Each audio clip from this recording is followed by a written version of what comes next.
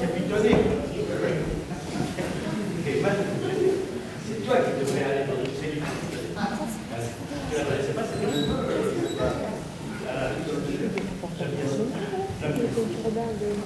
Et les Américains, c'est genre gros producteur d'Hollywood, tu vois. Ouais. Ah, ils ont visité des studios de Ramos à Marseille. Et T'as mal au poignet encore? Ah oui, mais tourne à la main. C'est mon poignet, mais c'est la poignée aussi qui... Oui, c'est vrai. Bon. Enfin, quelque chose. donc le patron, tu vois, il est ravi et fier comme un Marseillais, tu parles. Alors il leur montre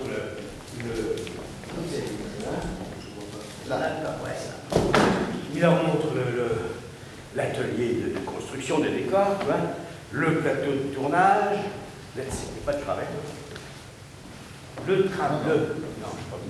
le travelling, et alors, tu sais, le travelling, c'est quelques rails flambant neufs qui courent sur 2-3 mètres, tu vois. Il a un nabab, gros cigare, et gros ventre qui va avec, éclate de rire et avec son nez, il dit « Hey, Miss Pignol !» Ouais, parce que là-bas, Pagnol, ils disent « Pignol !» That's a traveling.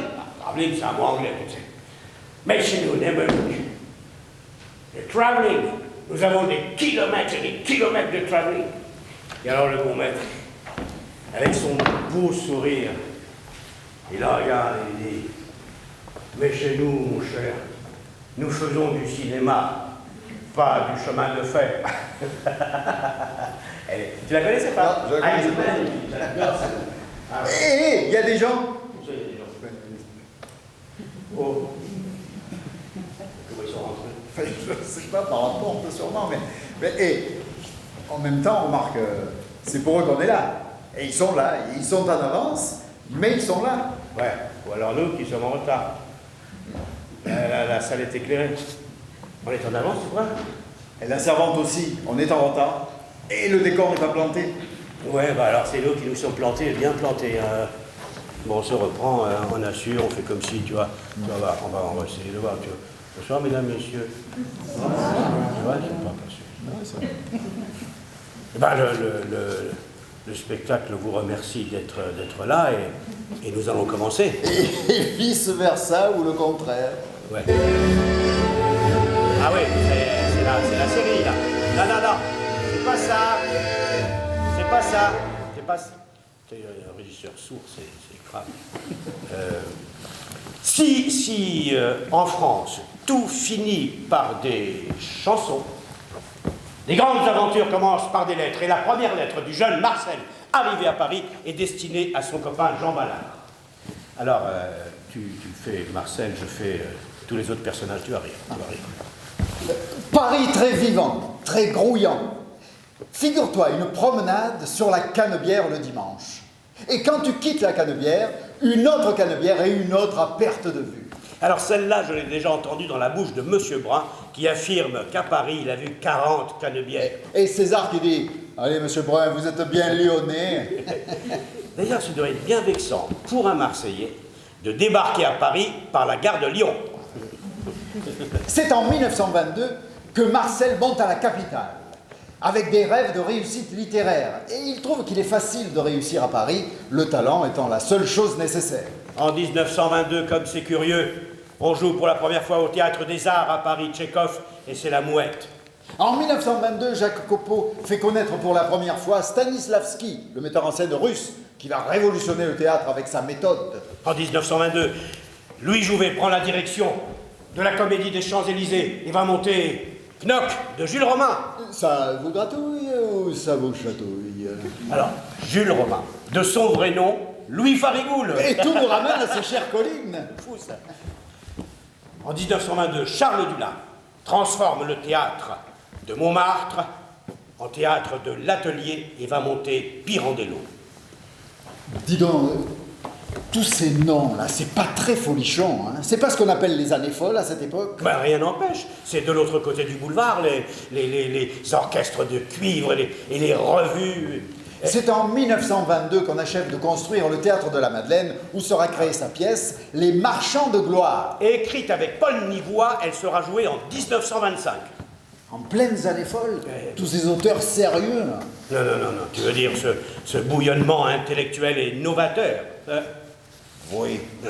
Et est-ce qu'on appelle le théâtre bourgeois? Mais il triomphe avec les Lucien Guitry et Henri Beck et Feydeau et Henri Bataille. Le Marcel Pagnol considéré comme un auteur majeur de son époque. Oui, et Portoriche et Tristan Bernard et Henri Bernstein et le délicieux Sacha Guitry. 31-32, il arrive à Paris, ville des arts et des lettres, pour réussir au théâtre. Pour l'instant, il sera professeur adjoint au lycée Condorcet. Tu en connais beaucoup, toi, des profs d'anglais qui placent d'entrée 2 pièces, Marchand de gloire et jazz. Et t'en connais beaucoup des auteurs qui en placent 2 autres, et pas n'importe lesquels. Topaz et Marius. Alors là, tout s'accélère. À nous deux, Paris! Ouais. À nous deux, Paris! Tu vas te casser le talon, hein. On va essayer tous les deux. 3, 4. À nous deux, Paris! Ah non, mais là c'est une cabane. Là c'est. Alors là c'est. Ah, voilà, merci. Là, ah.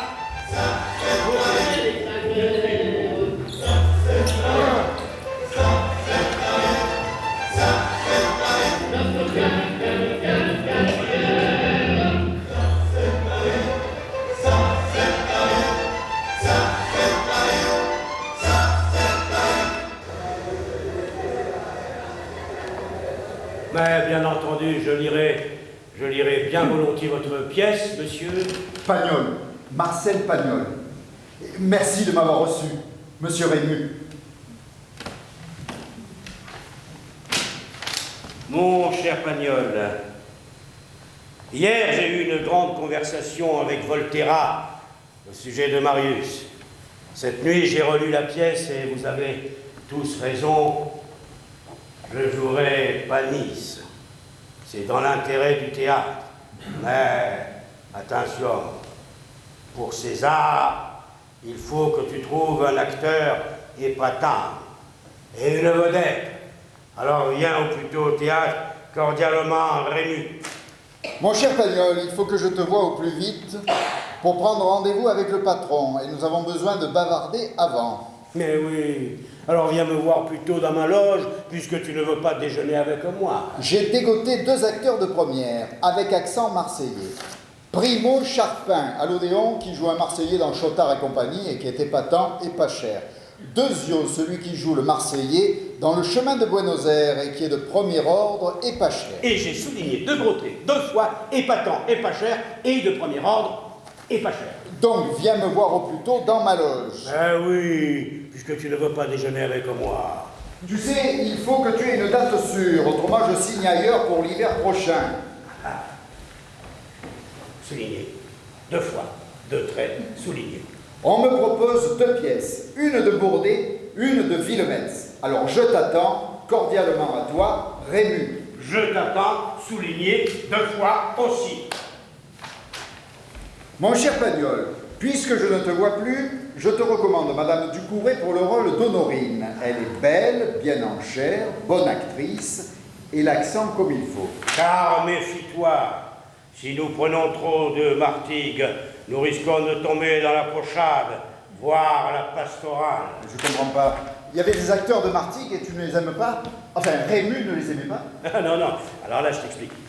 À cette époque-là, les Marseillais et les Martégots se chambraient beaucoup. Enfin, surtout les Marseillais. Ils tiennent ça des romans. Des romans de Jules César. Jules César, des jupettes, des trucs qui craquent. Pas aussi à Brutus. Enfin, les Marseillais tenaient les Martégots pour des benets, des neuneux. Les Belges des Français. Oh là là, c'est fou. Bien pire, mais bien pire. Mais continue la lettre. Il faut tout de même de la tenue dans tout cela. Pour César, donne-le à Charpin. C'est souligné, je le vois. Dulac sera parfait pour Escartefigue et ce sera très drôle de le voir aux côtés de Maupi. Nous sommes d'accord. Alors, à un de ces jours, si tu passes dans la forêt, arrête-toi pour dire bonjour. Cordialement, Jules. Jules. Il signe Jules. Déjà, l'amitié naît entre eux. Voilà. Oui, mais si tu avais la lettre que j'ai là, tu ne dirais pas ça. Dimanche minuit, cher Pagnol. Mont à sauter, on en est à cher Pagnol. Hier, tu avais enfin compris ta distribution. Aujourd'hui, selon ta noble habitude de dégonflage... Celle-là, laisse-la moi. Celle-là, elle est pour moi. Qu'est-ce que tu veux faire avec ça? Laisse. Un faux ventre, tu penses que tu as besoin d'un faux ventre? Il me semble que... Non, franchement, est-ce qu'il a besoin d'un faux ventre? Oui. J'ai l'impression que ça ferait double emploi. Ah oui. Non? Dites oui tout de suite parce que j'étouffe là. Allez, bon, allez, viens m'aider. Hop. Tiens, prends ça, s'il te plaît. Tu vas m'aider. Allez. Là, ça, tu le mets autour du cou. Tu serres pas trop. Non. Tu serres pas trop. Je ferme. Ah oui, mais tu serres pas trop. Alors, tu te rends compte, mon rêve, je vais jouer Rému, c'est mon rêve. Alors, avec accent ou sans accent? Avec accent. Avec accent. Avec accent. Avec accent. Alors, une fouette. Pas celui-là. Non, pas celui-là, le fouet. Alors,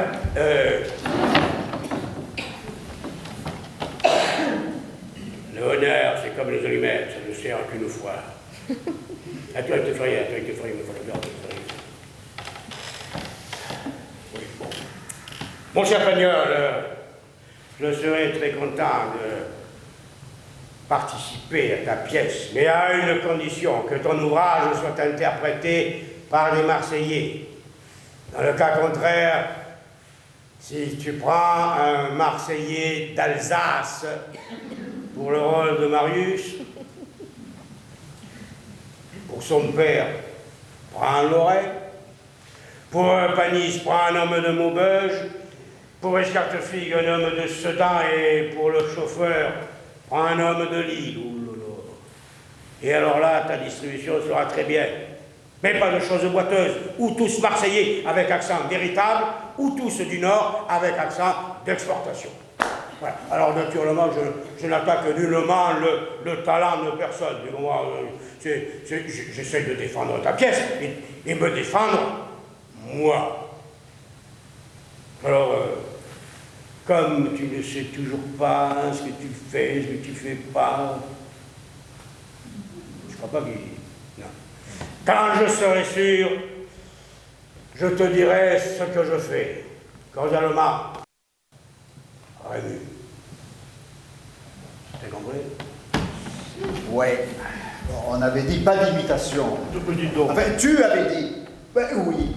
Et surtout, il ne faudra pas faire de mauvaises imitations. Mais je n'imite pas Rému. Je suis Rému, enfin. Et pour te le prouver, je t'invite à dîner. Alors. Bon, alors moi, je suis qui? Non, parce que je sais plus. Bah non, enfin. Tu l'ai dit tout à l'heure. Pagnol, je suis Pagnol, pardon. Nous dînons chez Titan. Rue La Bruyère, quartier des Théâtres. Titan est Marseillais, c'est une grande gueule. Alors un Marseillais exilé à Paris, double grande gueule. Il refuse de te servir catégoriquement ta commande. Bah écoute, ça tombe bien, parce que j'aime pas le pain. Qu'est-ce qu'il me propose à la place? Eh non, tu es fada ou quoi? Tu es fondu, toi. Tu as mangé de bouillie le soir pour que ça te rende malade toute la nuit. Mais si tu veux te suicider, va au restaurant en face. Tu le fais bien. Tu l'as connu. Tu prendras une caille rôtie. Et pour Jules, pour moi, donc, ce sera des rougets. Voilà. C'est sans réplique possible, c'est comme ça, chez Titan, de Marseille. Ces rougets sont délicieux. Ils sont grillés ou poêlés? Je sais pas quoi dire, alors je meuble. Meuble avec ta caille rôtie, parce que les rougets, c'est pour moi.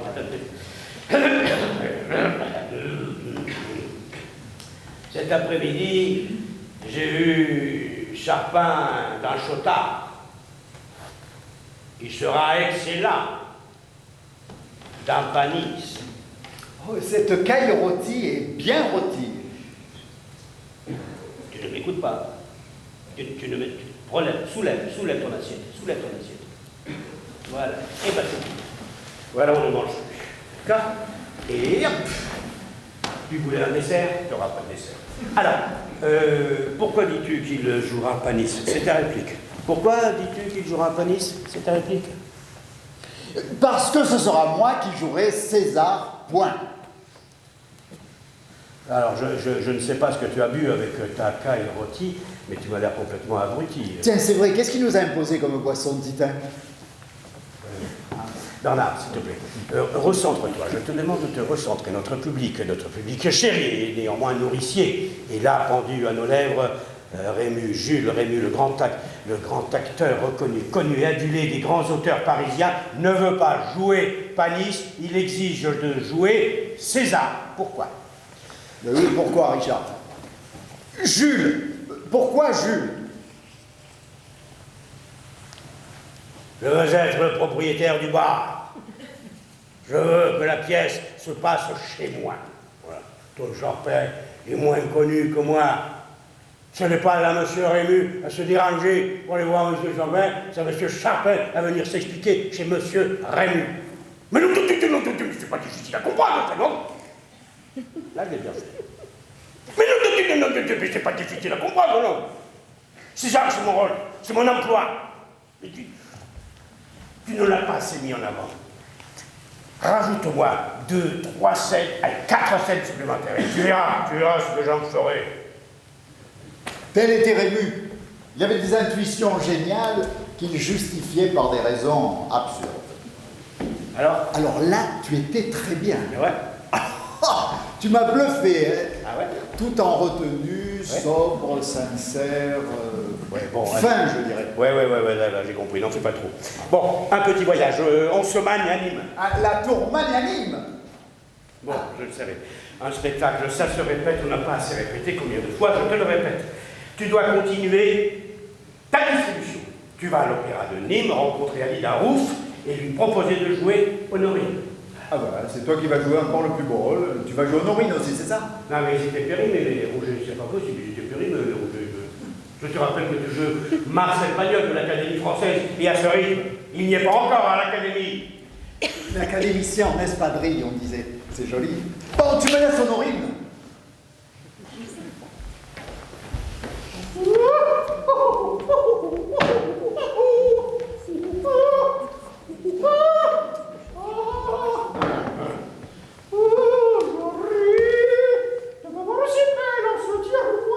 Je t'attends, Alida. Il est pas.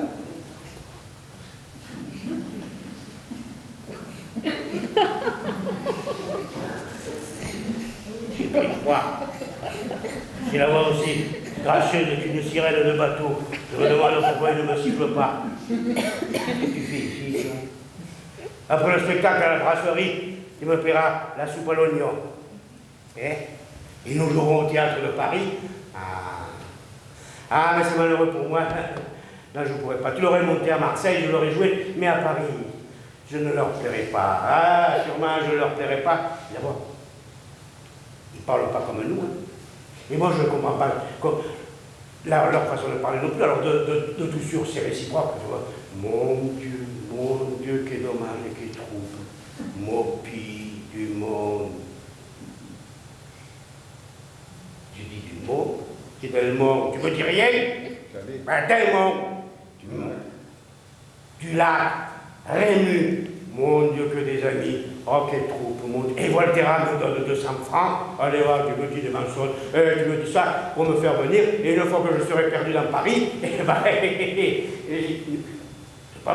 je ne me connais pas. Voilà. Et ils ont. On me l'a déjà fait. Il va me dire, je te donne 50 francs. On me l'a déjà fait à Toulouse. Ben ami, c'est ma douleur qui me l'a fait. Tu connais pas ma douleur? C'est le directeur du théâtre des variétés. Il disait qu'il avait des rhumatismes dans les côtes. Ça ne se voyait pas du tout. Et il se buvait ses 3 pernod chaque soir. Et quand on montait lui demander de l'argent, il mettait ses mains sur le cœur. Il devenait tout pâle. Et il disait, oh ma douleur, oh ma douleur, oh ma douleur. Ah. Il tombait derrière le bureau. Je t'assure qu'il te donnera tes 200 francs. Je lui ai dit que pour ce rôle, tu avais du génie. Ouais, tu remarques. Et quand il s'apercevra que ce n'est pas vrai, Eh bien, il me mettra à la porte à la deuxième répétition. Ils ont droit à 5 ou 6 répétitions avant de te dire oui ou non. Et quand je serai perdu dans Paris, eh bien, là, le régisseur me donnera mon billet. Il dira, à qui le billet de retour? À qui le billet de retour? À Marseille, on le saura. Et Franck, qui me donne 100 francs. Oui, monsieur, oui, monsieur, oui. Me donne 100 francs. Il me dira, ben maintenant, tu vaux plus que 80 ou 60. Ah, non, non, non, non, non, non, non, non. Non, ici j'ai une belle petite situation, je ne veux pas la perdre pour te faire plaisir. Voilà. À moins que tu me donnes ta garantie personnelle. Ah, si tu me la donnes, il est possible que je vienne. Mais je te préviens. J'ai plus 20 ans. Je voyage plus en 3e classe. J'exige des secondes. Tu le diras, Volterra. Ma belle Alida, tu voyageras la nuit en première, toute seule dans un wagon-lit. Allez, ouais, alors cette fois, je te crois plus. Alida, je te le jure. Ne jure pas, mes clients. Ça coûte malheur. Ce soir à la brasserie, après la soupe à l'oignon, tu commanderas le champagne et tu me raconteras encore des mensonges. Je ne te croirai pas, mais ça me fait plaisir. Mesdames et messieurs, l'artiste en scène, s'il vous plaît, en scène pour la reprise du spectacle, merci. Mesdames et messieurs, l'artiste en scène, s'il vous plaît, pour la reprise du spectacle. Madame Anita Roux, se roule.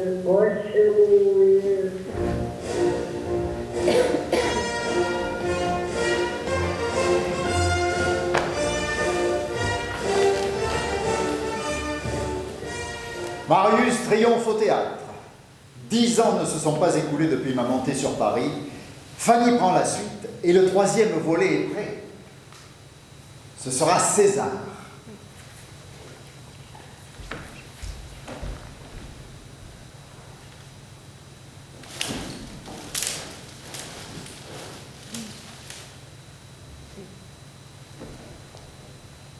Ah oui, mais alors là, mon cher, faut que nous rediscutions les conditions, tu comprends? Tu comptes faire cela directement au cinéma, alors je serai libre à peu près en mars 35, juillet 36, à peu près sûr, j'ai souligné 3 fois. Alors, avant de terminer avec d'autres producteurs, je serais content de connaître un peu tes intentions pour le film.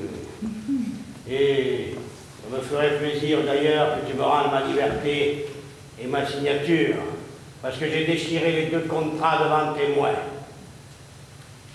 Mais je te la rends sans aucune réserve. Et de plus, je te rends mon amitié, que tu avais perdue pendant plus d'1 heure. Je ne te rends pas mon admiration, que tu as toujours eu pleine et entière, et qui n'a jamais varié, même d'un centième de degré. Bon, maintenant que je t'ai rendu ta signature, je te la redemande. Mais fais bien attention que si tu signes, de ne pas déchirer au restaurant. Parce que cette fois-là, nous serions fâchés pour 5 ou 6 heures. Et si nous continuons de signer et de déchirer, nous finirons par être fâchés pour 1 semaine, ce qui est grave, car il est fâcheux d'être fâché. Alors là, maintenant, tu me laisses raconter, je me régale, j'adore cette histoire. Tu viens déjeuner à la maison, midi tapante. On te fait entrer, je suis absent. On te fait patienter, tu patientes. Je ne suis toujours pas là. Tu patientes tant que tu t'impatientes. Je te connais, pas. Tu tournes, tu vires, tu te racles la gorge. Oui, tu le fais très bien. Refais-le, je t'autorise. Sur mon bureau, bien en évidence, le manuscrit de César.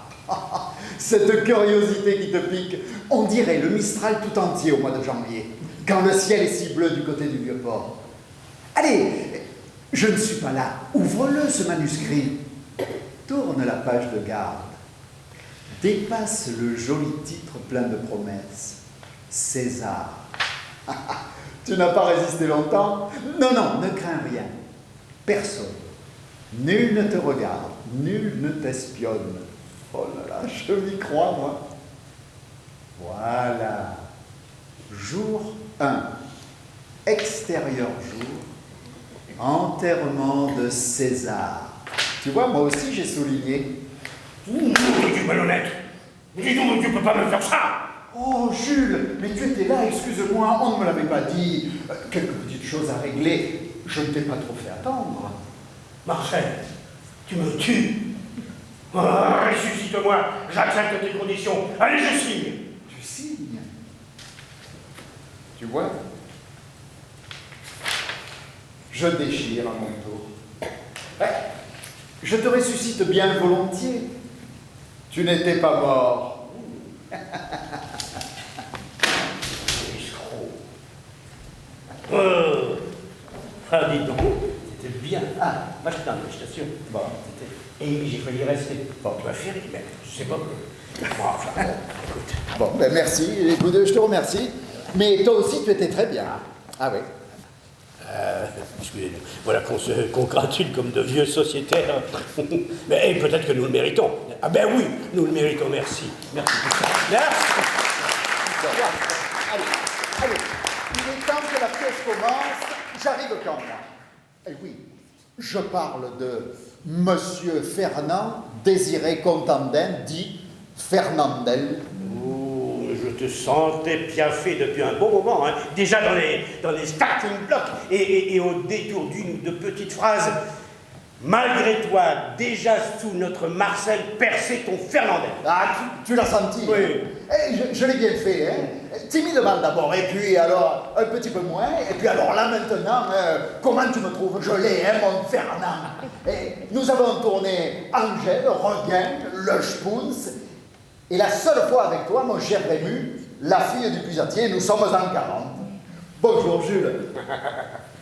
Oui, je te rappelle que Regain et Le Spoons tournaient en même temps, tant ton agenda était plein, musical, opérette, cinéma, théâtre et quelques navets inoubliables, ou plutôt oubliables, tu ne crois pas? C'est mieux. Ah, s'il vous plaît, hein, commençons pas, hein. Monsieur, j'en aurais à dire à ton propos, monsieur le grand improvisateur, hein, le grand auteur qui distribue ses tirades aux acteurs à l'heure du laitier, le grand metteur en scène qui disparaît tout à coup, va donc nous dire la raison, sous quel prétexte, en plein tournage, et va savoir pourquoi. On m'appelle Simplet, l'innocent du village. Ah, je me souviens de ce chef-d'œuvre que tu as tourné.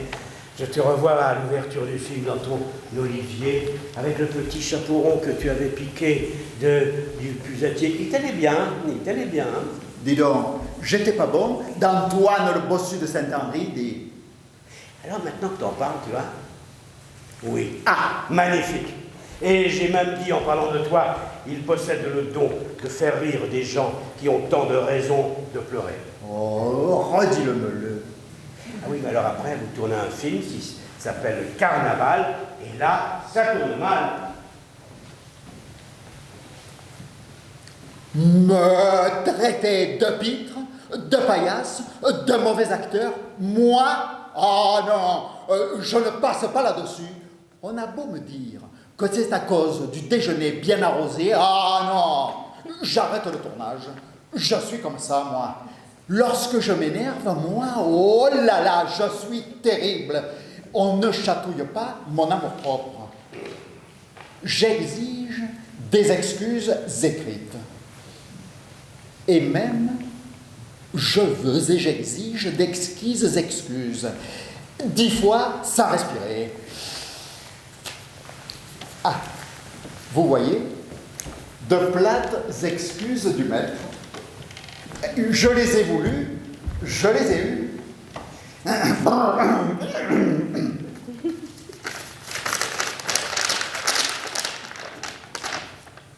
Mon cher Fernand, tout à l'heure, j'étais en colère. Et quand on est en colère, il nous arrive de dire n'importe quoi. Je tiens à ce qu'il ne subsiste aucun malentendu entre nous. Je viens par cette lettre te confirmer que tu n'es et n'as jamais été qu'un paillasse, qu'un pitre, qu'un grimacier. Eh bah, tu l'as dit, tu les as voulus, tu les as eus. Eh oui, mais cette brouille sera terrible. car ils ne travailleront plus jamais ensemble et quel dommage pour le public. Imagine tous les chefs-d'œuvre qu'ils nous auraient laissés, par exemple. Et à part ta grosse paresse, ta grande gueule et ton gros appétit, qu'est-ce que le bon Dieu t'a donné? Un talent caché. Bien caché. Et alors, est-ce que ce talent caché peut rapporter quelque chose? Des millions, tout simplement. Tu sais combien de morues sèches il faut vendre pour gagner 1 million? Mon contrat prévoit une avance de 10 000 francs et la semaine prochaine, 1 000 $. Ramollissement de la cervelle. Espoir légitime et naturel. Délire pitoyable d'un prétentieux. Bon sens et logique d'un Français moyen. Fantasmagorie de Jobastre. Méfiance de boutiquier. Pauvre couillon. Voilà l'exemple de réplique savoureuse entre Charpin, l'oncle, et Irénée Fernandel. Mais ils continuent de bien s'aimer et s'admirer de loin, même en habitant à 100 mètres l'un de l'autre. Et lorsque l'un rencontre un ami commun, il ne manque jamais de prendre des nouvelles de l'autre.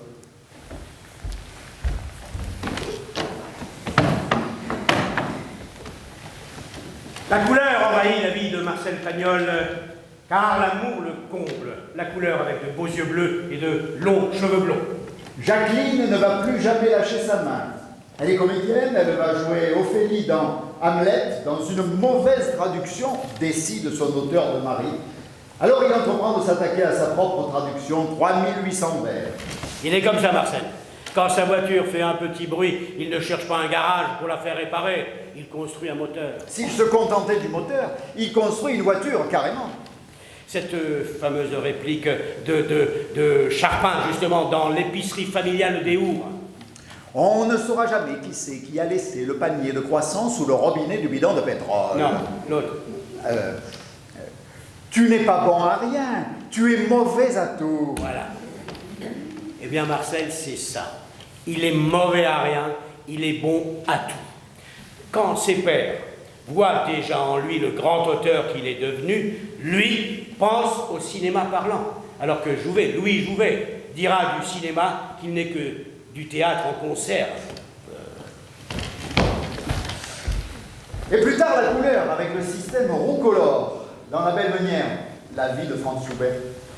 Il n'est jamais aussi heureux que dans son atelier, à la recherche du mouvement perpétuel, un moteur qui pétarade. Son maître mot, inventer une invention. Ou se lancer dans l'exploitation intensive des œillets. Il se fait paysan, là, comme qui rigole. Ah, ce qui fait dire à Rému, oh là là, si Marcel devienne fleuriste, moi je n'ai plus qu'à les vendre des rascasses.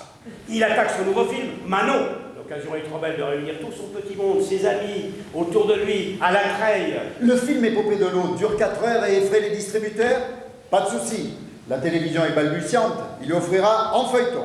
La gloire de Marcel Pagnol, c'est d'avoir du génie quand il se rend compte que les majeures compagnies font fortune et le système des studios, il se fait producteur, il ouvre ses studios. Problème de circuit, il construit 2 salles de cinéma. Le César à Marseille, c'est lui. Et c'est peut-être la seule fois où un garage devient cinéma et pas le contraire. Cet affreux château qui valut cette grande frayeur à sa mère lorsqu'enfant ils ont traversé le parc avec l'oncle Jules, Joseph, Rose et sa chère Augustine pour les vacances, il achète. Et ce qui est encore plus beau, c'est qu'il l'achète sans savoir qu'il s'agit de ce château. Il a compris après. À ce propos, une de ses plus jolies phrases, lorsque, trop jeune pour cette douleur, il suit le corbillard de sa mère. Telle est la vie des hommes, de grandes joies très vite effacées par un inoubliable chagrin. Il n'est pas nécessaire de le dire aux enfants. Tous les plus grands artistes du moment veulent travailler avec lui. Mon cher Pagnol, voici une autre saison terminée. Je radine en vitesse dans le midi. Que devenez-vous? Avez-vous le temps et le désir de penser au scénario que vous me disiez avoir derrière le crâne pour moi? Si oui, soyez gentil de me le faire savoir, sinon vous n'en aurez tout de même pas moins, et mon admiration et mon amitié, Maurice Chevalier. C'est émouvant, c'est touchant, c'est grande vedette. Alors on disait pas star à l'époque, et pourtant, ça en était, qui n'ont pas honte, aucune gêne, à faire des démarches, à demander des rôles. Et Maurice Chevalier, à Hollywood, avait tourné Fanny de Joshua Logan. Ouais. Et il avait été pressenti aux Oscars pour son Panis. Charles Boyer, qui jouait César, était lui nommé pour le même Oscar. Charles Freinet, le fou chantant, lui écrit: je pense à ce jardin arrosé de soleil où nous avons bu ce pastis qui faillit me laisser sur le quai, comme Saint Charles lui-même, avec 2 valises pleines de ciel dans les mains. Je vous serre la main avec une amitié admirative. Votre Charles Freinet. Tino Rossi lui écrit de Buenos Aires. J'ai bien reçu ta dernière lettre qui m'a fait un immense plaisir. Je n'ai pas encore reçu la traduction des chansons du début de La Belle Meunière, et le tilleul non plus, je ne risque pas de les apprendre. Tu sais, Marcel, que je ne fume plus depuis bientôt 4 mois. J'ai la voix aussi claire que l'eau du moulin que tu viens d'acheter. Schubert n'a qu'à bien se tenir. Je t'embrasse affectueusement, ainsi que Jacqueline et Frédéric. Tino.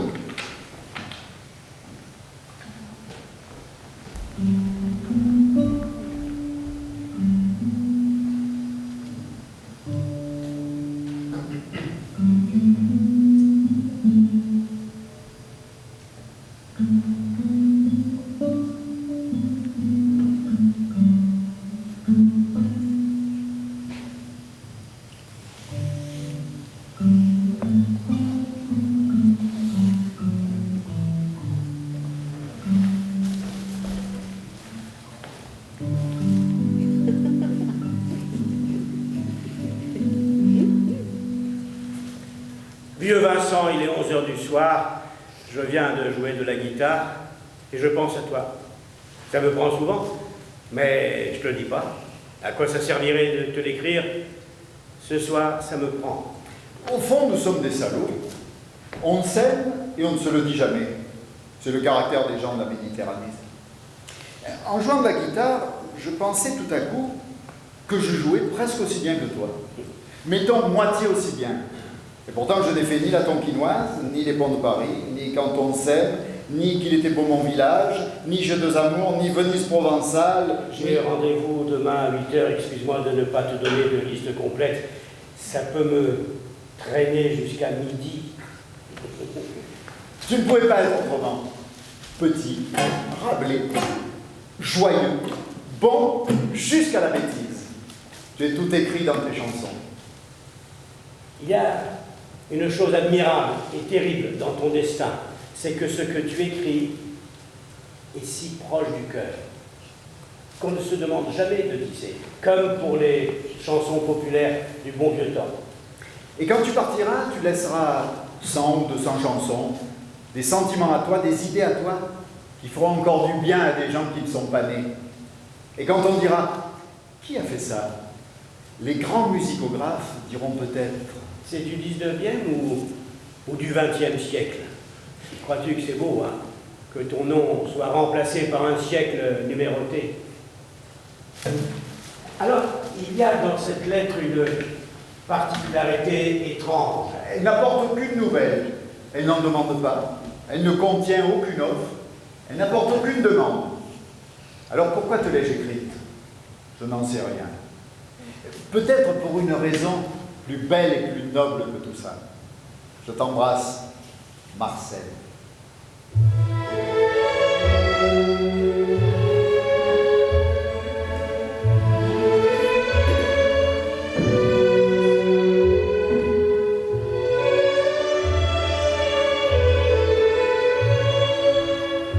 On a évoqué les frères Roux, Armand et Lucien Roux du procédé Roux-Color au cinéma. Marcel Pagnol n'hésite pas une seconde à tourner une seconde version en couleur de La Belle Meunière. Qu'est-ce que tu veux? Tu n'oublies pas l'année de ma naissance, mon cher. Tu crois que c'est le moment de me parler de ton anniversaire? Je suis né en 1895. Oui, c'est bien. Une année à classer dans les annales. Une année où 2 autres frère. Dès qu'il ont entend le inauguré mot cinéma, des cinématographe, séances de 1895, projection de il a une idée cinématographe. fixe, il ne pense, voilà.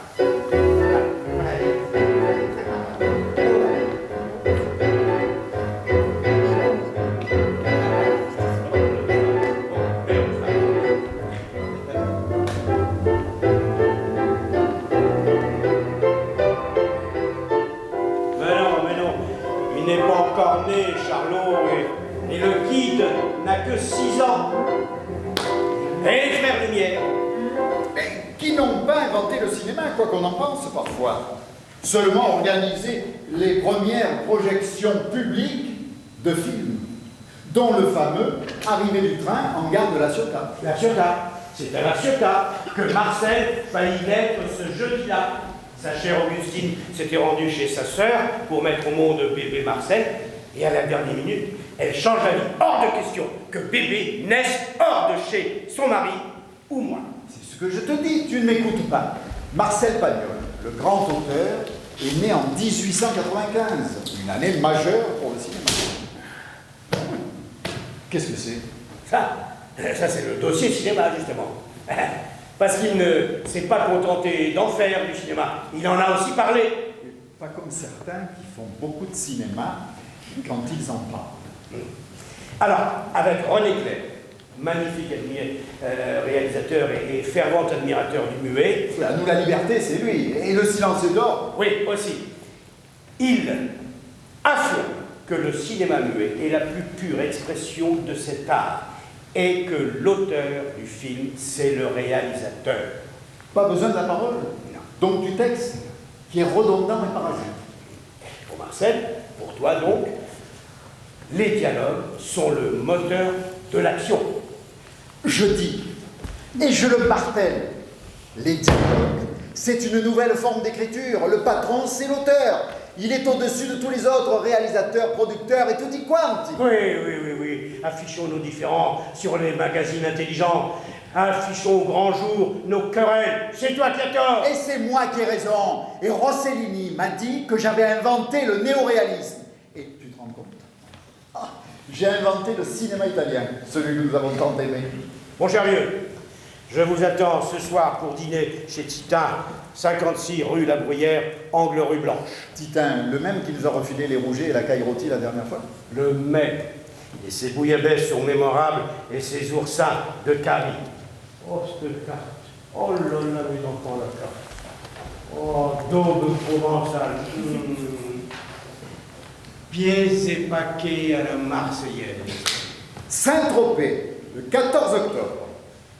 Tu ferais mieux de venir faire le 4e à la Bolotte, le mousse à bord du bateau de Madré, l'amateur incompétent de bouillabaisse chez moi et le couillon sur le port en ma compagnie. De nous deux, c'est moi le plus méridional, parce que toi, tu aimes à travailler. Je t'attends ici jusqu'au 10 décembre, amicalement, René Clair. Un jour, oh certainement une belle journée de l'année 1957, il ouvre un de ses beaux cahiers d'écolier avec la marge rouge et ses gros carreaux, comme sa chemise en laine, et les pieds en espadrille certainement, de sa belle écriture ronde dans de jolis pleins et de beaux déliés, renaissent ses souvenirs d'enfance. Je suis né dans la ville d'Aubagne, sous le garlabant couronné de chèvres, au temps des derniers chevriers. Dans ses souvenirs, je ne dirai de moi ni mal ni bien, ce n'est pas de moi que je parle, mais de l'enfant, que je ne suis plus. 9 février 1958. Cher Marcel, ce que tu ne dis pas dans ton avant-propos, c'est que le plus difficile, c'est de trouver le ton juste. Ceux qui ont le privilège de te connaître croient t'entendre parler. Le même art de raconter, la même drôlerie, la même gentillesse, la même poésie. L'enfant que tu décris, c'est déjà Marcel Pagnol. Et l'on s'aperçoit que le secret de ton charme et de ta jeunesse, c'est que tu continues de regarder le monde avec tes yeux d'enfant. Un seul reproche, tu t'arrêtes trop tôt. Tu nous laisses au début de ton récit qui ne fait que commencer. Alors je t'en supplie, dépêche-toi. J'ai hâte de nouveau de te rejoindre et courir avec toi sous les pins et dans les sentiers bordés de thym. Cher beau René, Je rentrerai la semaine prochaine et je t'appellerai aussitôt, car j'ai précisément l'idée de faire élire, si je le peux, Marcel Achard et toi. C'est le seul truc que j'ai trouvé pour vous voir tous les jeudis et je crois qu'il est bon. Des gamins. Des gamins qui n'ont trouvé que ce subterfuge pour se retrouver les jours où il n'y a pas école. Sous la coupole, on se marre aussi bien que sous les préaux. L'académie, c'est comme un panthéon où tu entres quand tu es vivant. C'est pour ça qu'on nous appelle les immortels. 28 mai 1960. Que n'êtes-vous ici tous les deux? Notre Saint-Tropez ressemble encore un peu à celui qu'on a connu avant qu'on ne l'appelle Saint-Trope. Dans la Nièvès, les poissons sont tout joyeux de se retrouver entre compatriotes. Mais d'ici le 15 juillet, ils seront mélangés au rouget de Bretagne, au congre du Cotentin et à la langouste marocaine. Ah, mais avec un peu de rouille, personne ne se rendra compte. Et nous serons partis. Ronia appellera Jacqueline. Nous vous embrassons très fort tous les deux. René. L'histoire ne dit pas s'ils ont rencontré le gendarme de Saint-Tropez. À Saint-Tropez. Là, ça s'appelle un bide, ça. Moi, ça me fait rire. Non, mais oui, tu es le seul. Alors, dis-moi, tu m'aurais parlé de Colette, Françoise Sagan, voire de Brigitte Bardot. J'aurais acquiescé, j'aurais paraffé, entériné. Je rebondis pourtant sur ce joli petit port de pêcheurs. Des pêcheurs peu chers, il y en a eu beaucoup dans ce petit port, et même des pêcheresses. Non. Ça dépend du petit chapeau circonflexe que tu mets sur le E de pêcheur quand, de 2 coups de rame, tu t'éloignes du quai dans ta barcasse ou ton pointu et que tu vas taquiner la Dora de Beausieux et le loup vorace. Ah, je voulais te titiller. Faire de l'esprit, si tu veux. Dis-moi de quoi tu ris, je te dirai qui tu es. C'est dans Note sur le rire. Revenons à ce joli petit port doublement lié à Marcel, puisque dans les années 30, le maire en était Léon Volterra, le directeur du théâtre de Paris, qui reçut Marius, et directeur du théâtre Marigny également. Le Marigny, vous m'attendez un soir Rému pour recevoir sa brochure? Oui, c'est de Marigny que je parlais dans mes lettres quand je te disais « Si tu passes par la forêt, viens me dire bonjour ». Je me moquais des marronniers qui entouraient la rotonde. Bon, à ce propos, je te trouve pas très charitable. Mais parce que Oden von Horvath, le dramaturge allemand, fut tué par une branche déracinée dans une tempête devant le théâtre. Ce sont des choses qui arrivent à des gens très bien. Mais je voudrais revenir, ça n'a rien à voir, tu vas voir. Ça n'a rien à voir avec notre histoire, mais je tiens à te le dire, parce que ça me... Le véritable découvreur de cet endroit à la mode, qui n'était pas encore à la mode, c'est Maupassant. Ah, mais je ne le savais pas. Ah. Maupassant à Saint-Trope.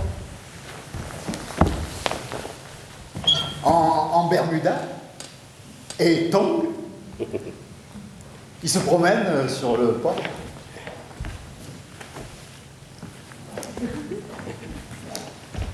Son cornet de glace lui pègue les mains. Il admire les bateaux sur le quai. Oh, wow.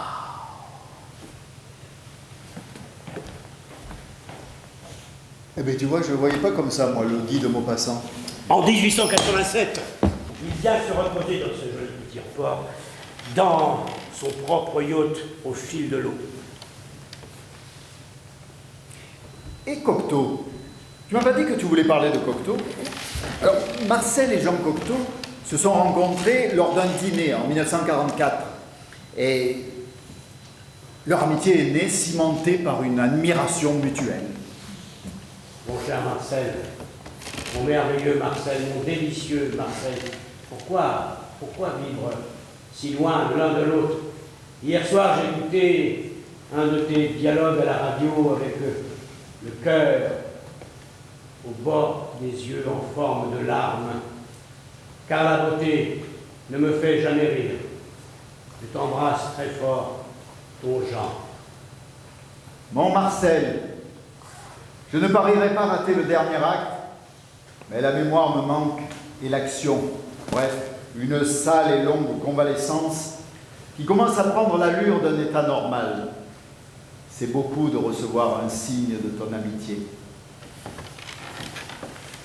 C'était en août 63, et c'est sa dernière lettre. En octobre, il ne veut pas laisser sa grande amie partir seule et, une heure après Édith Piaf, il traverse le miroir à son tour. Je ne sais plus quel homme, un grand homme, qui de la fin du XXe siècle, a dit « Si à 50 ans, tu n'as pas ta Rolex, tu as raté ta vie. » Eh bien, j'ai envie d'ajouter. Si on peut rajouter quelque chose à ça, mais rajoute. Quand on déjeune avec Colette, qu'on dîne avec Édith Piaf, après avoir applaudi Edwige Feuillère au théâtre et écrit à Marcel Achard dans l'après-midi, tu n'as pas besoin de montre. Et quand tu as un dîner entre amis, tu mets au défi ton pote Henri Janson de t'écrire une pièce et que là, sur un coin de table, il te l'écrit. Alors là, j'ai envie de dire, on a les amis que l'on mérite. S'il te plaît, fais-moi plaisir, lis-moi un extrait de cette lettre admirable.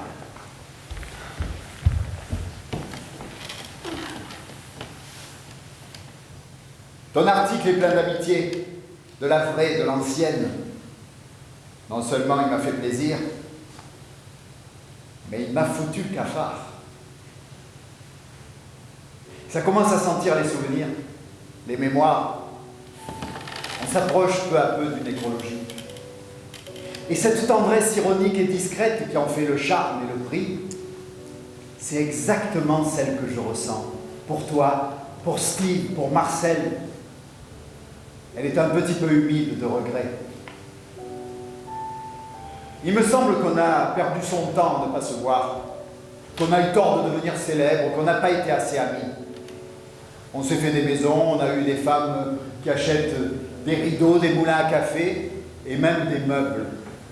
Elles nous ont fait des intérieurs qui n'étaient plus des garnis, ni des bistrots. Bref, on est cuit. On n'a même plus la force de répondre. C'est pour ça que les années passent si vite. C'est parce qu'on dort debout et qu'on ne s'aperçoit de rien. Je comprends maintenant pourquoi à la mobilisation générale, ils sont partis comme un seul homme. Ça ne leur plaisait pas d'aller à la guerre. Mais ça les ravissait absolument de foutre le camp de chez eux. Et les croisades, comme c'est clair, comme c'est logique, c'était des croisières, loin de la foule et de l'émouvant pays natal. Alors, il y aurait eu un joli livre à écrire sur cette immense armée de cocus volontaires qui partait pour le Saint-Sépulcre comme on va à la guerre et au Père-Lachaise et dont la moitié se perdait en route et surtout sur la côte d'Azur. Là, il ne se serait pas perdu en Norvège, pas si con. En même temps, si tu passes par la Norvège pour aller à Jérusalem, c'est que tu l'es un petit peu tout de même, non? Non. Si tu voyages sur une compagnie low cost, pour gagner 30 €, tu perds 30 000 km, c'est tout.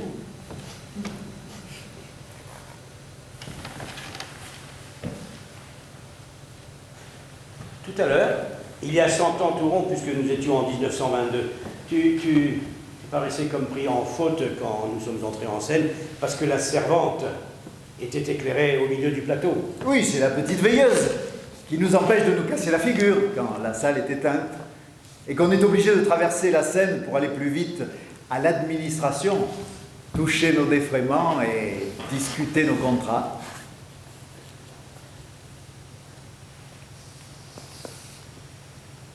Non. C'est la lumière qui veille sur les fantômes qui peuplent les théâtres, depuis les dessous de scène jusqu'aux passerelles, des grilles au cintre. Elle fait des ombres qui dansent sur le manteau d'Arlequin. Quand le public est parti, qu'il a récupéré les chapeaux, les écharpes au vestiaire, que le dernier acteur s'est démaquillé, qu'il a éteint sa glace et qu'il quitte sa loge une fois la représentation terminée. Il y en avait ce soir des fantômes, et des beaux qui nous ont accompagnés.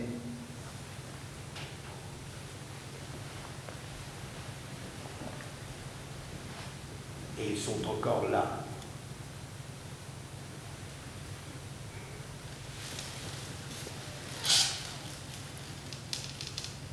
Tu les entends? Il me semble qu'ils veulent rejouer leur scène préférée. J'ai compris. Et c'est une bonne idée. Alors toi, rappelle-toi que tu en as de belles idées. Je suis Madame Rostin. Oui, je sais, ça lui fait une drôle de gueule à cette brave Madame Rostin. Dis-lui le petit bossu. Qu'est-ce que tu fais? Et je cherche de quoi faire une bosse. La bosse, tu sais, le petit bossu, il a une bosse, c'est comme ça. Alors, je vais me mettre une bosse. Ouais, tu n'as pas besoin d'accessoires, je te promets.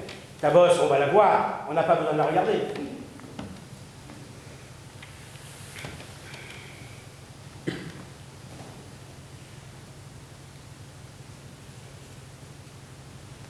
Je vais vous dire, Madame Rostin, quand j'étais petit, je ne savais pas la différence avec les autres. La bosse, c'est traître, ça vous vient par derrière, et on n'en voit même pas. Chez les paysans, il n'y a pas d'amour à glace. Alors on se voit dans les yeux de sa mère et naturellement, on s'y voit beau. Et puis un jour, un voisin m'a dit « Oh, le joli petit bossu !»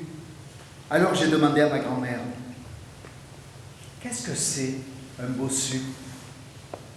Elle m'a dit « C'est vrai que tu es un joli petit bossu, parce que tu as le dos un peu rond, mais on t'aime quand même.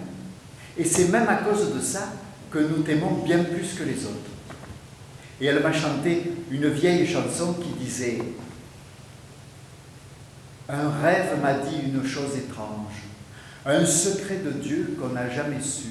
Les petits bossus sont des petits anges qui cachent leurs ailes sous leur par-dessus. Voilà le secret des petits bossus. » C'est joli, hein, mais c'est pas vrai. Moi, jusqu'à 10 ans, je l'ai cru. Seulement, les grands-mères, Madame Rostin, c'est comme le mimosa. C'est doux et c'est frais, mais c'est fragile. Un matin, elle n'était plus là.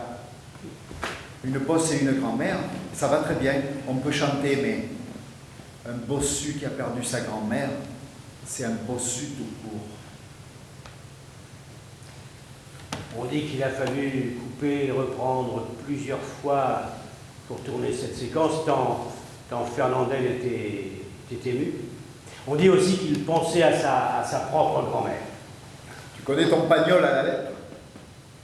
Et cet accent qui magnifie le texte, l'accent, tu vois, c'est la langue maternelle. Par exemple. Ah, c'est pas ma femme qui s'envolerait avec un berger, pas si bête. C'est les bergers qui sont pas si bêtes.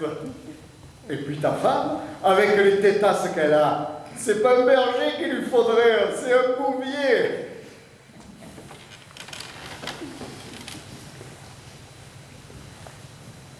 Votre dame, elle a l'air de croire que je suis venu pour voler le tiroir de la caisse. Elle se trompe beaucoup. Moi, si je vous ai fait cette visite, c'est pour vous expliquer ce qui se passait. Un soir, dans le malheur de ma fille, je trouve un enfant. Pour moi, c'est comme si j'avais trouvé un porte-monnaie. Quand on est honnête, on se dit « À qui il est ce porte-monnaie ?» Alors je dis à ma fille « À qui il est cet enfant ?» Elle me dit « Il est à Jacques Mazel. » Alors j'ai pensé « Il faut aller prévenir son père. » Et j'espérais que vous me diriez « Allez, puisque c'est comme ça, mon fils demandera une permission et il viendra pour se marier. » Ah, moi, de mon côté, j'aurais pas refusé la permission à Patricia. Voilà ce que j'espérais que vous me diriez. J'étais bête, je ne vous connaissais pas. Maintenant, je comprends qu'il faut se méfier des gens qui vendent des outils et qui ne s'en servent jamais. Vous avez refusé la fille et l'enfant, vous n'avez pas eu raison. Vous avez refusé et vous m'avez expliqué des idées mauvaises que je n'avais pas et qui vont me travailler maintenant même au fond du puits. Cet enfant maintenant, je ne sais même plus de qui il est. Ce sera un enfant sans nom. Ma fille, ce sera la fille perdue. Et même, elle est perdue pour moi. Et Madame Mazel dit, en somme, c'est à cause de nous qu'il va chasser sa fille. Autre forme de chantage. Celle-là, elle parle tout le temps de chanter. Et moi, je sais très bien que je n'en ai pas envie. Viens, Patricia.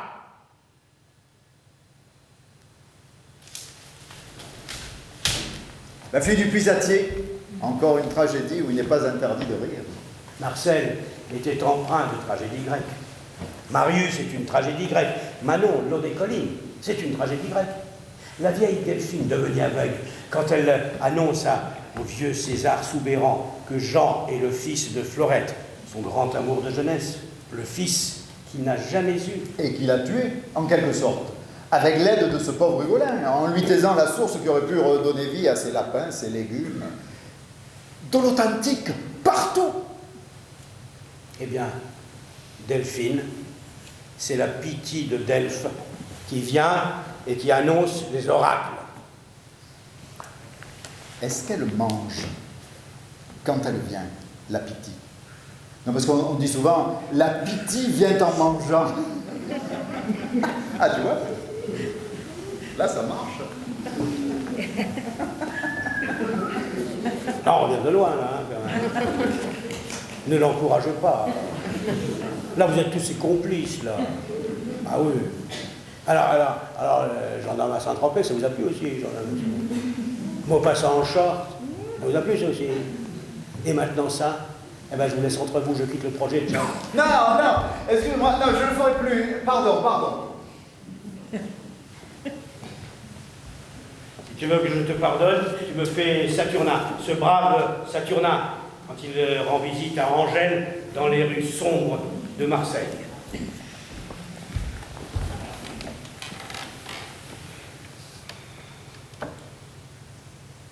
Écoute, ce qui t'arrive en ce moment, voilà comment je le comprends. C'est comme si on me disait, notre Angèle est tombée dans un trou de fumier. Alors moi j'irai, je te prendrai dans mes bras et je te laverai bien. Je te passerai des bois d'allumettes sous les ongles. Je te tremperai les cheveux dans de l'eau de lavande pour qu'il ne reste pas une paille, pas une tache, pas une ombre, rien. Et tu serais propre comme l'eau. Tu seras aussi belle qu'avant, parce que tu sais, l'amitié, ça rapproprie tout. Et si un jour, par fantaisie, tu venais me dire, Saturnin, tu te rappelles le jour où je suis tombé dans le fumier? Alors moi je dirais, quel fumier? Où? Quand? Comment?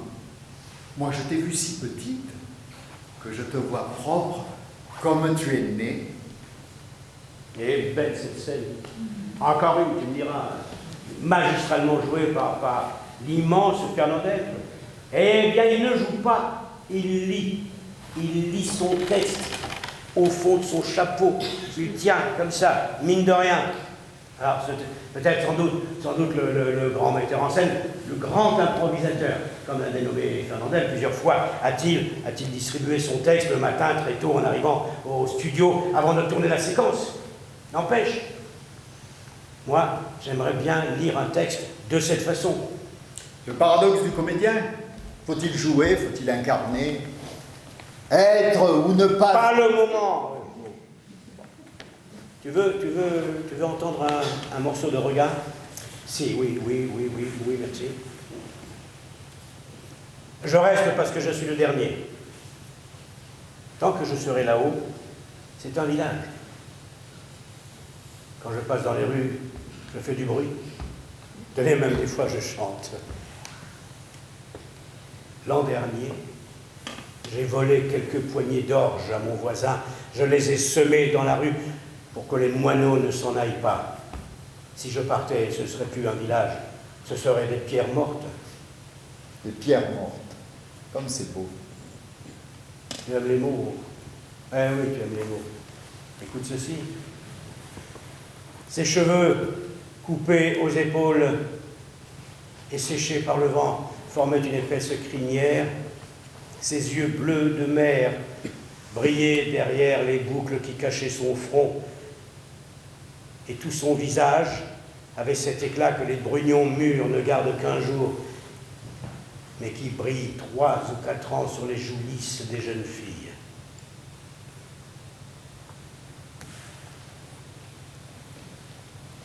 Manon, je t'aime. Je t'aime d'amour. J'ai pas osé te le dire de près. Et j'en suis malade, ça m'étouffe. Je t'ai vu quand tu te baignais dans les flaques de la pluie. Je t'ai regardé longtemps. Tu étais belle. J'ai eu peur de faire un crime. Et après ces mots d'amour, il lui lance en chapelet des horreurs, qu'il est seul, qu'il est riche, très riche, que tout cela sera pour elle, parce que le papé est vieux et qu'il va crever, le papé. L'amour est une tragédie, tu as raison. Toine, qui n'hésite pas à balayer d'une phrase méchante, cruelle même, les souvenirs déjà de Naïs. Et il t'a vu à Aix. Il s'est dit, la petite Naïs maintenant, elle est presque mûre, comme les pêches du mois de juin, et ça ferait bien pour mes vacances. Dis-moi la conclusion de Toine, le méchant bossu au grand cœur, quand il résume comment finira leur amour.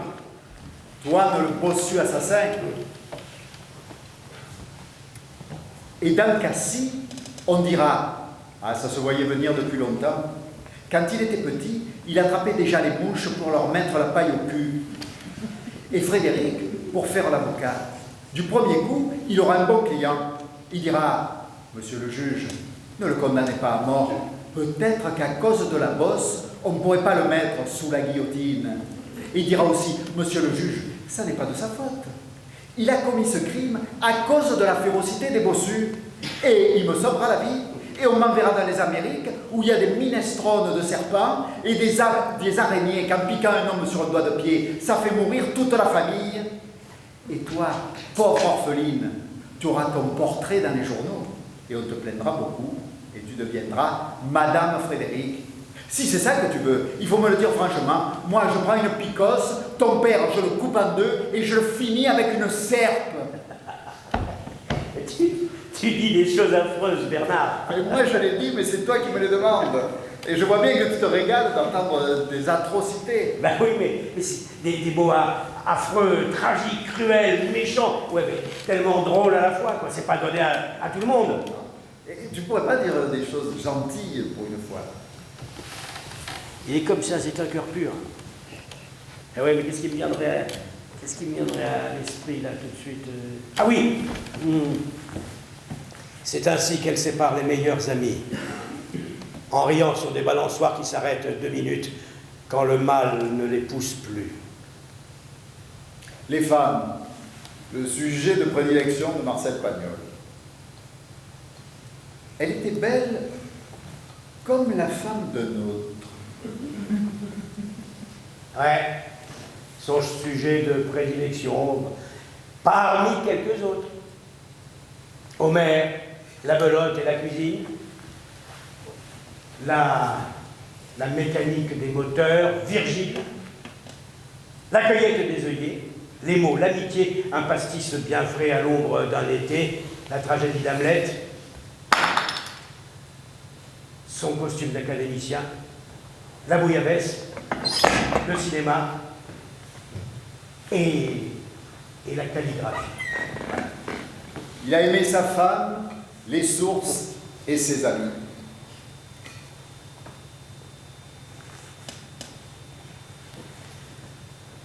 Ouais. Jeune élève au lycée Pierre de Marseille. Il composait des poèmes qu'il vendait à Albert Cohen, celui de Belle du Seigneur et de Manchetour. Et Solal, juvénile, séducteur et coureur de jupons, les offrait à ses gamines de conquête en leur faisant croire que c'était lui qui les avait écrits pour elle. J'avais la passion des mots. En secret, sur un petit carnet, j'en faisais une collection, comme d'autres font pour les timbres. J'adorais grenade, fumée, bourru, vermoulu et surtout manivelle. Et lorsque j'étais seul, je me les récitais à voix haute pour le seul plaisir de les entendre. Damasquiné, florilège, filigrane, archi-épiscopal, plénipotentiaire. Et je levai la main pour demander des explications qu'il ne me refusait jamais. Telle était la gloire de mon père. Il aimait ses pinettes, ses cades, ses térébintes, le coucou du matin, l'épervier du midi, les chouettes du soir, et tandis qu'il piochait sa terre, il pensait qu'aucune de ces créatures vivantes ne savait qu'il était bossu. Jean de Florette, qui n'aimait pas la routine et célébrait l'authentique en toutes choses. Ce qui faisait gémir ce pauvre Hugolin. Papé, il veut planter de l'authentique partout. Je t'ai cherché partout. Je t'ai sans cesse attendu. J'ai touché ton imperméable, j'ai ton foulard autour du cou. Cette nuit, je l'ai gardé pour dormir. Tout à l'heure, je vais lire tout seul sur le vieux divan. La pluie vient de cesser. Où es-tu? Je m'ennuie de toi. Je voudrais t'entendre rire seulement une fois. Je t'embrasse tendrement, Marcel.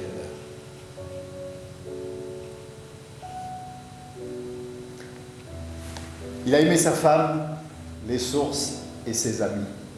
Fontes amicos uxorem dilexit. C'est une citation de Virgile. Tu m'as pas dit que tu voulais me raconter une histoire tout à l'heure? J'en ai raconté une, regarde où ça nous a menés. Ah oui, les Américains. Ouais. Mr. Penniol. Yes. Alors, il y est allé ou pas finalement aux États-Unis? Parce qu'il en parlait, mais... Marcel et l'Amérique, tous ces voyages qu'il a remis, il voulait rejoindre son ami Simon. Il avait peur que la guerre ravage une nouvelle fois la vieille Europe. Il voulait tellement pas quitter son pays. Peut-être pensait-il à son éternel jeune ami, Lily des Bellons, qu'il avait initié au secret des collines. Quand sur le front de la Marne, une balle avait fauché sa jeune vie et il était tombé sous la pluie, sous des touffes de plantes froides dont il ne savait pas les noms.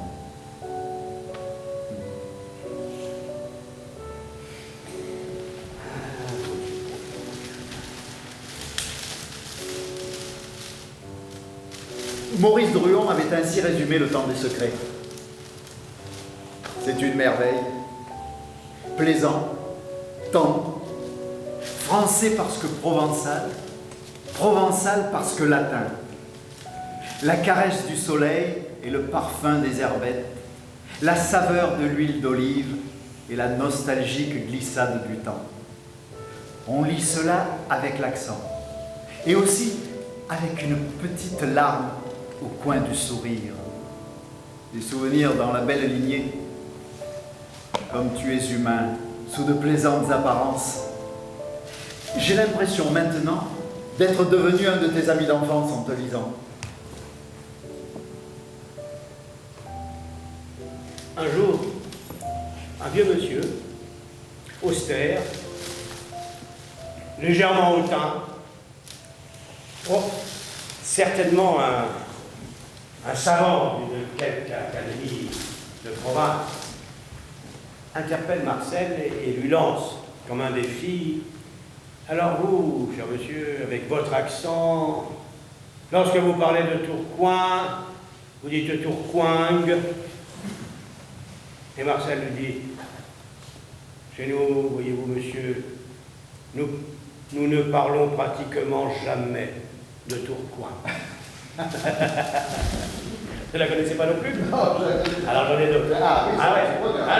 Un jour, il rentre le bas et il lui fait dis donc, qui est-ce qui a pas mon cheval en jaune? Alors, c'est pas possible.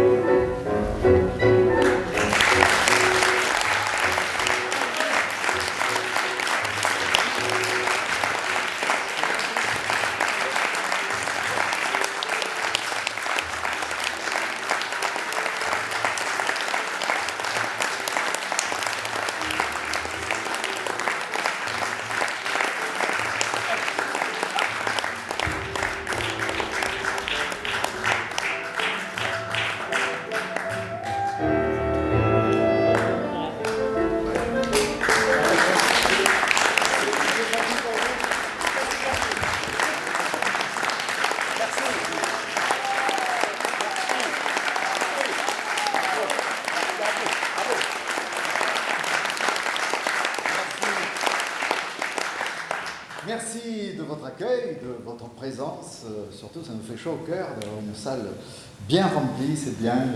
Vous revenez au théâtre, ça nous fait plaisir. On s'y attendait pas. Non, on va se faire ça nous deux. On a été pris au dépourvu. On s'est dit, bon, bah, on reste. Bon, apparemment, on a bien fait. Bon, juste quelques petits remerciements. Merci à la ville de Tarbes et l'équipe du Paris qui nous accueille ici. On est à Tarbes ici. On est à Tarbes. Oui, ça c'est le Ah, parce que hier, on était à Bayonne, Oui. vers Mazamet. Mais comme on dit, il vaut mieux Tarbes que Mazamet.